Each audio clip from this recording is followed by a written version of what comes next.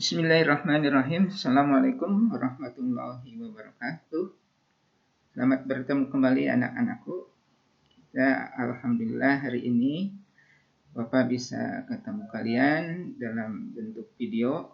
Mudah-mudahan kalian senantiasa dalam lindungan Allah Subhanahu wa taala. Amin ya rabbal alamin. Nah, untuk hari ini Bapak akan menyampaikan materi baru. Kalau minggu yang lalu mengenai fluida statik ya. Sekarang kita lanjutkan ke fluida dinamik.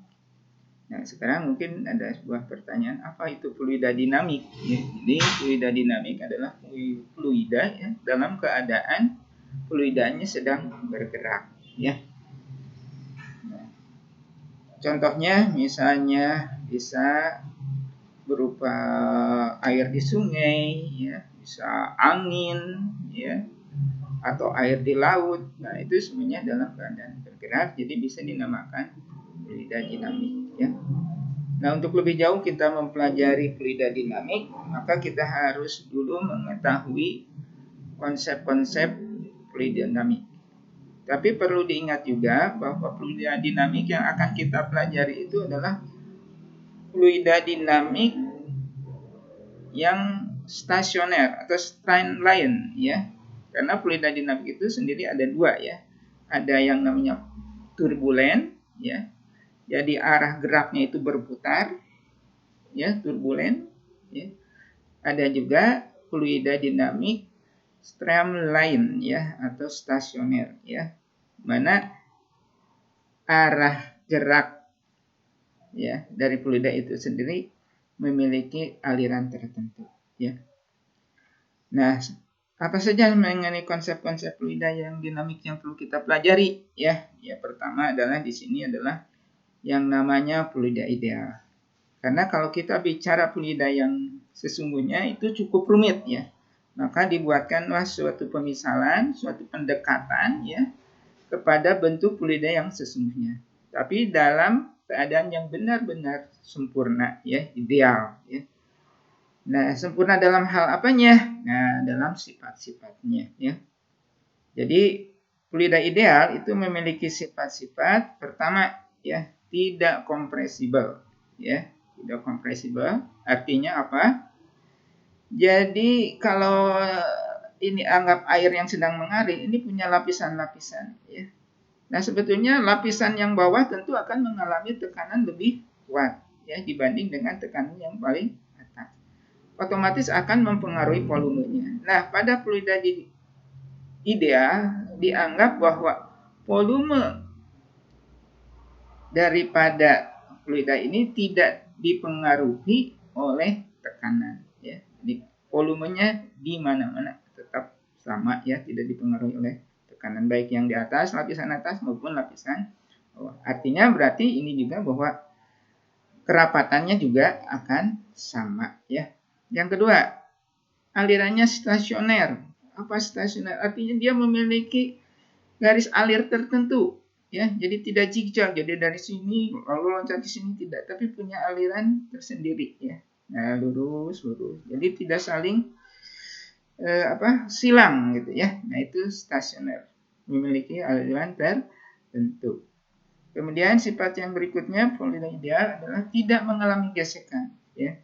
Jadi kalau air atau fluida yang sesungguhnya antara dinding misalnya tabung ini dengan fluidnya ada gesekan ya. Tapi untuk fluida ideal, gesekan antara dinding tabung misalnya atau bejananya gitu ya, dengan airnya itu tidak ada gesekan atau dianggap nol gitu ya, memang kecil. Nah, itu ya mengenai fluida ideal ya. Jadi ini satu pendekatan. Nah, kemudian konsep berikutnya yang harus kita pelajari adalah yaitu tentang hukum kontinuitas ya. Apa itu hukum kontinuitas ya? Nah, kita yaitu di sini debit fluida yang masuk suatu penampang itu akan sama dengan debit fluida yang keluar. Contoh misalnya begini ya. Nah, ini ada pipa yang bentuknya seperti ini ya. Kemudian fluida masuk dari sini ya, penampang masuk sini, ini penampang keluar. Maka debit yang masuk dengan yang keluar ini harus sama. Nah, mungkin kalian ada pertanyaan, apa itu debit, Pak? Nah, debit itu disimbolkan dengan huruf Q, ya. Jadi debit itu adalah volume ya fluida yang masuk tiap satuan waktu, ya. Jadi volume per satuan waktu, atau dalam bentuk rumusnya Q sama dengan volume dibagi waktu, ya. P besar ini volume, T ini adalah waktu. Sehingga kita rumuskan hukum kontinuitas itu adalah Q yang masuk, debit yang masuk sama dengan debit yang keluar. Nah, dalam bentuk lain kalau kita uraikan debit ini, maka kita akan dapatkan bentuk persamaan lain, ya, yaitu laju P1 dikalikan penampang A1, mana misalnya ini, ya. Nah, ini adalah laju pada fluida, ya, bukan volume, ya. Kalau volume itu simbolnya dengan huruf P besar, ya. Ini P kecil, ya. Jadi ini laju pada penampang 1, ya, dikalikan luas penampang satunya. Ini hasilnya akan sama, ya, dengan laju pada penampang kedua dikalikan dengan penampang 2, ya. Jadi artinya debit yang masuk dengan keluar pasti harus sama, ya. Nah, mungkin ini akan sering kalian alami pengalamannya kalau kalian main selang, ya, yang diisi air, kemudian ujungnya kita perkecil, ya, kita jepit, ya, kita. Jadi kalau ada selang kita ujungnya jepit, apa yang terjadi dengan laju alirannya, ya? Apakah makin cepat atau makin lambat? Ya, pasti kalian ketika masuk penampang yang kecil, lajunya akan mengecil, ya. Lajunya akan lebih cepat pada penampang yang kecil, ya. Tapi pada penampang yang besar, lajunya akan lambat, sehingga nanti akan dapatkan persamaan itu, ya. Nah, itu adalah yang paling penting sekali di dalam fluid dan dinamik adalah mengenai hukum kontinuitas. Jadi debit yang masuk sama dengan keluar. Jadi sekali lagi P1 itu adalah laju, ya, kecepatan, ya, meter per sekon. Kalau penampang luas, ya, luas penampang, ya. Kalau ini PR kuadrat, ya, kalau lingkaran, ya, satuannya meter persegi, ya, ini juga sama, ya, seperti itu. Nah, kemudian konsep yang berikutnya yang perlu kalian itu adalah mengenai ajas Bernoulli, ya, dalam fluida dinamik ini. Nah, ini luar biasa sekali, ya, ajas Bernoulli ini, sehingga banyak peralatan-peralatan yang diciptakan berdasarkan ajas ini, ya. Nah, bentuk persamaannya jadi begini. Nah, kita dapatkan misalnya ini ada sebuah pipa seperti ini, ya. Kemudian dialirkan air, ya, masuk sini, kemudian keluar dari sini, ya. Nah, tentu untuk menggerakkan air ke sini, dari sini ke sini itu ada usaha, ya. Usaha, ya. Jadi ada perubahan usaha. Nah, kita sebut delta W, ya. Nah, perubahan usaha, ya, untuk memindahkan air dari bawah ke sini itu akan sama dengan perubahan energi kinetiknya ditambah perubahan energi potensialnya atau energi mekanik. Jadi perubahan usaha yang dilakukan untuk memindahkan air dari bawah sini sama dengan adalah energi mekaniknya, ya, jumlah energi kinetik dan potensialnya. Nah, kita tidak perlu membahas panjang, langsung aja kita dapatkan persamaannya, ya. Nah, persamaannya di sini adalah persamaan dari P1 ditambah P ini adalah tekanan, ya, tekanan, tambah rho. Rho ini adalah rapat jenis dari fluidanya, ya, atau kerapatan fluidanya, ya. Kalau air berapa itu? Air 1000, ya, meter kubik, ya, kilogram per meter kubik, ya. Nah, itu ya untuk air, ya. Kemudian P, nah, ini laju, ya, laju pada penampang 1. Ini anggap penampang 1, ya. Kemudian masuk di sini rho masih kerapatan fluidanya, G kecepatan gravitasi, kemudian H1 tinggi bawah ini, ya, terhadap misalnya ini kalau anggap ini adalah tanah, maka ini, ya. Kalau ininya pas di tanah, ya, anggap aja H1-nya 0, ya. Jadi kalau diletakkan di tanah berarti H1-nya anggap 0. Itu akan sama dengan di sini, ya. Tekanan P2 di sini, ya, tambah rho 2 tetap sama rho-nya, ya.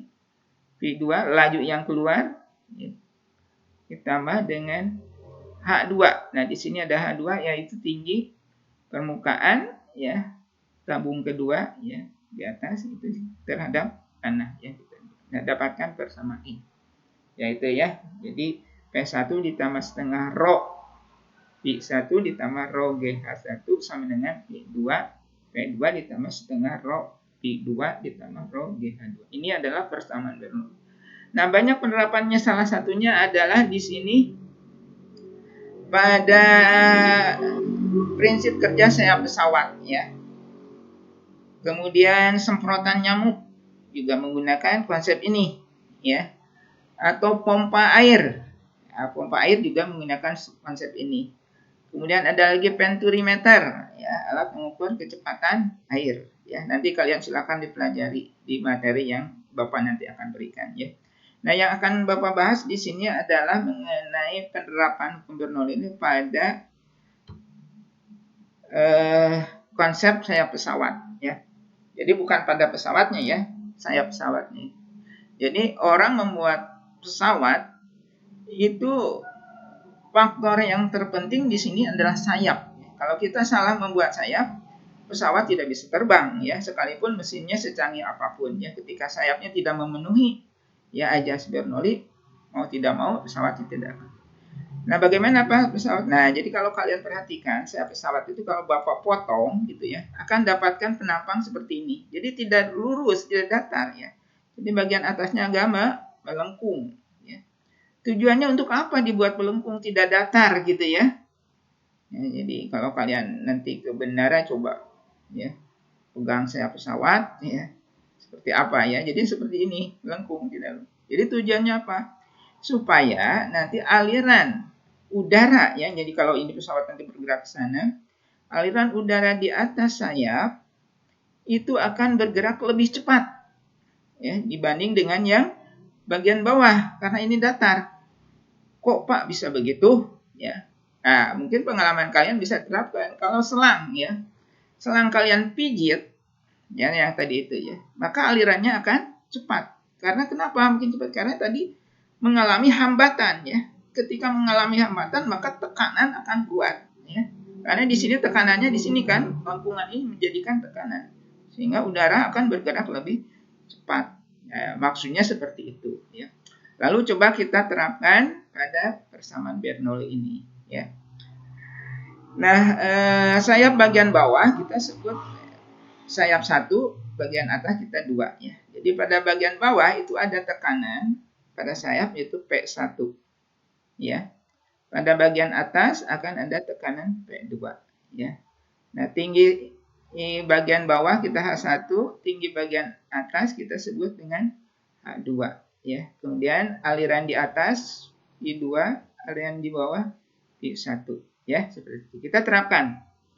Nah, kita anggap bahwa bagian atas, lapisan atas dengan bawah H1 dan H2 ini gak jauh beda ya. Jadi kalau saya mau terlalu jauh panjangnya, paling hanya berapa senti lah gitu ya.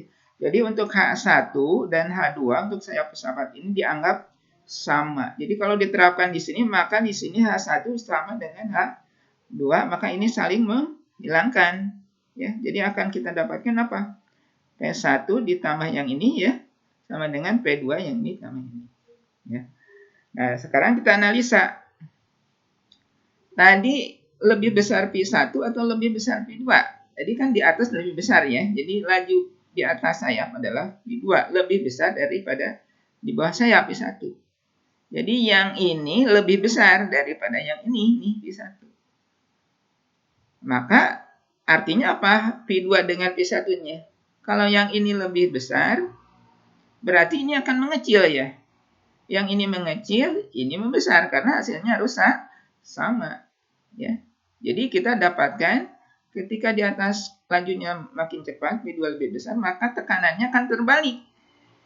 Ya. Jadi tekanan bagian bawah P1 ini akan lebih besar dari P2. Ya. Jadi kalau ini misalnya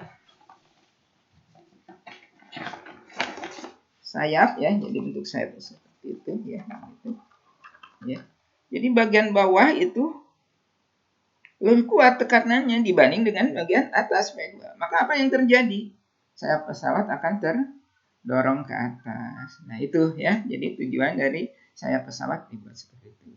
Dan nanti kamu coba pelajari mengenai pompa ya, kerja pompa ini semua menggunakan atau semprotan nyamuk ya, mungkin sekarang udah jarang ya, dulu yang semprotan seperti itu ya.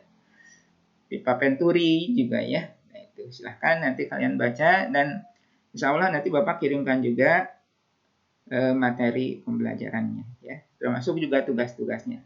Dan titip kepada rekan-rekan siswa yang masih jarang mengumpulkan tugas, ya tolonglah aktif, ini untuk kebaikan kamu juga.